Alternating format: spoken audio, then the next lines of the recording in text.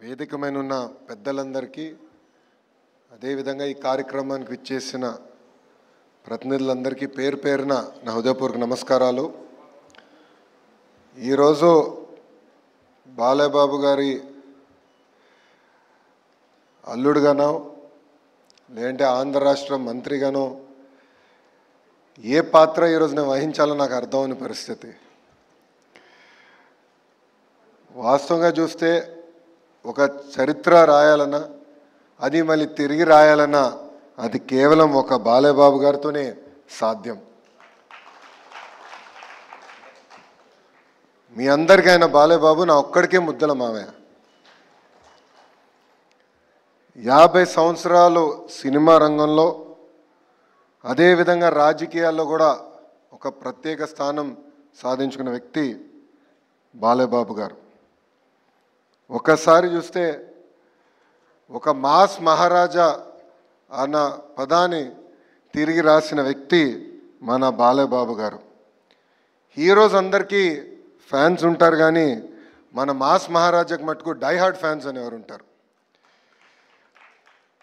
ఆయన ఒక్కసారి ఆయన చరిత్ర చూస్తే 1974లో తాతమ్మ కళ సినిమాలో ఆయన టాలీవుడ్కి వచ్చి ఇప్పుడు ఏకంగా అఖండ 2 వరకు కూడా ఒక ప్రత్యేక స్థానం ఆయన సాధించుకున్నారు.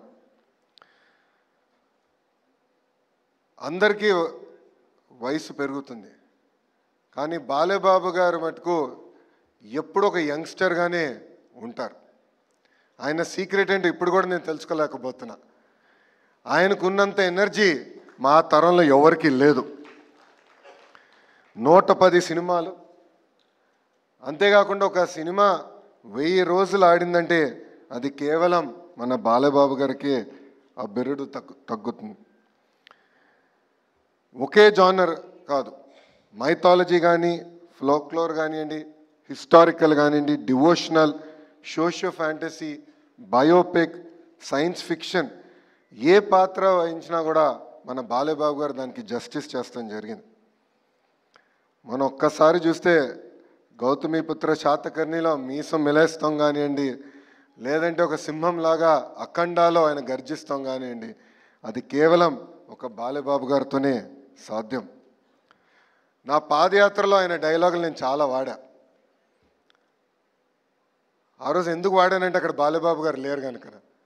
కానీ ఈరోజు ఆయన ముందల ఆ డైలాగులు మళ్ళీ నేను వాడే పరిస్థితి ఉండదు. బాలయ్యబాబు గారు ఏంటంటే ఒక ప్రొడ్యూసర్ కానివ్వండి, ఒక డైరెక్టర్కి ఒక డ్రీమ్ యాక్టర్. ఆయన ఎప్పుడూ ఇండస్ట్రీ గురించే ఆలోచించే వ్యక్తి.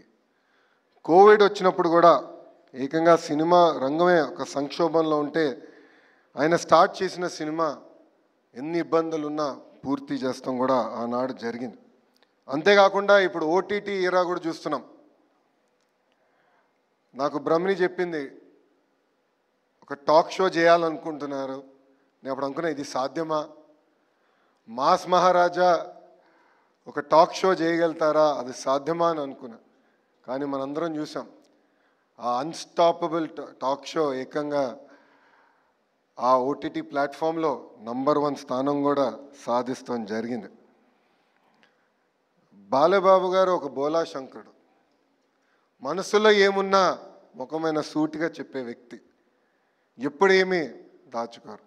అందుకే సినిమా ఇండస్ట్రీ మొత్తం ఆయనతో నిలబడుతుంది. బాలయ్యబాబు గారు జర్నీ చూస్తే ఒక స్ట్రైట్ లైన్ కాదు, అప్స్ ఉన్నాయి, డౌన్స్ ఉన్నాయి. కానీ ఆయన డౌన్ని ఎప్పుడు అప్ ఎట్లయితే ప్రవర్తిస్తారో అట్టనే తీసుకున్న వ్యక్తి మన బాలయ్య. 50 సంవత్సరాలు చాలా కష్టపడ్డారు. కొన్ని సంవత్సరాలు అయితే ఏకంగా 5 సినిమాల్లో కూడా యాక్ట్ చేసిన వ్యక్తి మన బాలయ్య. సో చరిత్ర రాయాలన్నా తిరిగి రాయాలన్నా కేవలం మన బాలయ్యబాబు గారితోనే సాధ్యం. అంతేకాకుండా ఆయనలో ఉన్న హ్యూమనిజం కూడా నేను చెప్పాల్సిన అవసరం ఉంది. బసవతారకం క్యాన్సర్ ఇన్స్టిట్యూట్ ద్వారా అనేక సేవలు అందించడంతో పాటు ప్రజలు ఎప్పుడు ఇబ్బంది ఉన్నా వాళ్ళకి అండగా నిలబడిన వ్యక్తి మన బాలయ్య.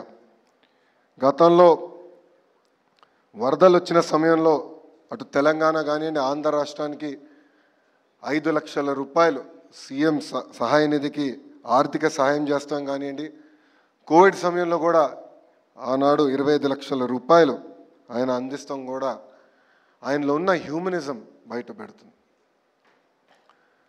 నిజంగానే ఇలాంటి వ్యక్తి సినిమా ఇండస్ట్రీలో లేరని నేను బలంగా భావిస్తున్నా. బాలేబాబు అనే వ్యక్తి ట్రూలీ అన్స్టాపబుల్. అందుకే ఈరోజు world book of records UK ఏకంగా 50 సంవత్సరాలు ఒక లీడ్ యాక్టర్గా యాక్ట్ చేసిన ఏకైక మన బాలయ్యకి అవార్డు ఇస్తాం. ఒక తెలుగు జాతికి, తెలుగు ఇండస్ట్రీకి గర్వకారణమని ఈ సభాముఖంగా మీ అందరు తెలుపుకుంటూ, నాకు ఇంత అద్భుతమైన అవకాశం ఇచ్చిన ఆర్గనైజర్స్కి, నా ఒక్కడికే ముద్దల మావయ్యగా ఉన్న బాలబాబు గారికి నా హృదయపూర్వక ధన్యవాదాలు తెలుపుకుంటూ మీ అందరి దగ్గర నుంచి సెలవు తీసుకుంటున్నా. అందరికీ నమస్కారం. జై హింద్.